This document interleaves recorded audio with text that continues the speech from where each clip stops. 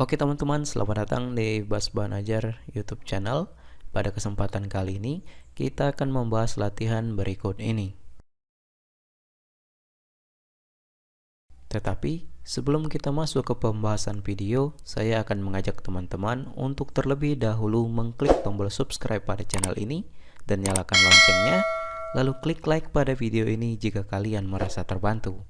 Oke, langsung saja kita masuk ke pembahasan videonya.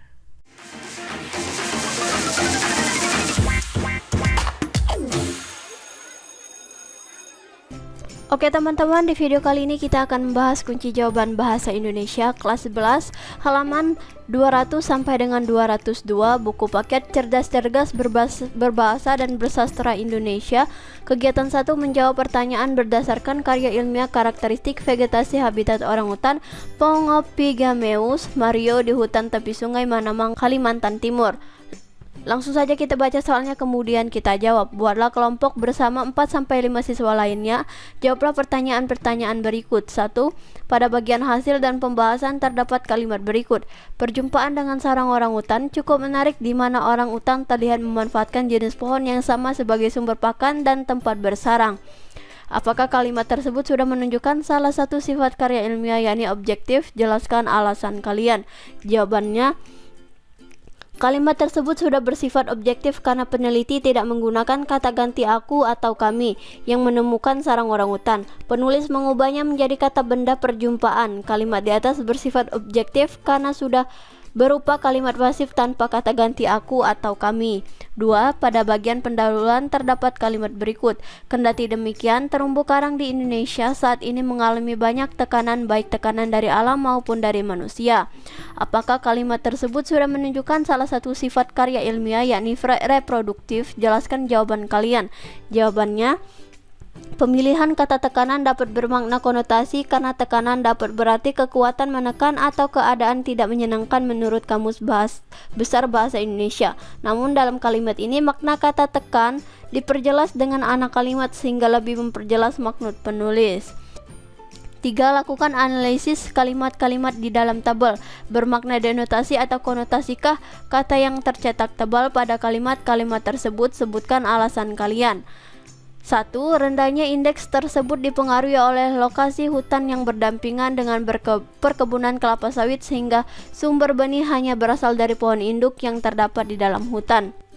Jawabannya, makna kata berdampingan bermakna denotasi. Argumentasi dalam konteks kalimat ini kata berdampingan bermakna bersebelahan. 2. Sebagai akibatnya, frekuensi orang utan memasuki areal konsumsi seperti perkebunan kelapa sawit meningkat. Makna kata frekuensi bermakna denotasi. Argumentasi dalam konteks kalimat ini kata frekuensi bermakna kekerapan kedatangan. 3. Crop riding tersebut memicu terjadinya konflik seperti di Puan Cepak, Kabupaten Kutai Kartanagara yang cenderung merugikan orang utan. Makna kata memicu bermakna denotasi. Argumentasi dalam konteks kalimat ini kata memicu bermakna menggerakkan sesuatu yang berakibat membahayakan. 4. Buatlah kalimat dengan kata-kata di dalam tabel menggunakan makna denotasi dan konotasi. Jawabannya, 1. Hutan. Makna denotasi, raja hutan sedang berkeliaran di dekat perumahan warga. Makna konotasi, di hutan tepi sungai Manamang orangutan Mario tinggal. 2. Contoh kata tinggi. Makna denotasi, sebagai manusia kita tidak boleh tinggi hati. Makna konotasi, pohon kelapa itu sangatlah tinggi. 3. Contoh kata berperan. Makna denotasi, aku berperan sebagai tokoh utama dalam drama pertunjukan di sekolah. Makna konotasi, kita sebagai penduduk desa harus berperan aktif dalam menjaga lingkungan. 5. Buatlah kalimat berikut menjadi kalimat efektif dan bermakna denotasi dengan ejaan yang benar. Contoh, Paphiopedium violacens adalah anggrek berkantung cantik tanpa bintik hitam yang merupakan spesies anggrek endemik Papua yang hidupnya banyak ditemukan di hutan hujan di bagian dataran rendah sampai pegunungan bagian bawah. Jawabannya, Paphiopedilum violacens adalah spesies anggrek endemik Papua yang kantungnya tidak berbintik hitam dan hanya ditemukan di hutan hujan di bagian dataran rendah sampai pegunungan bagian bawah.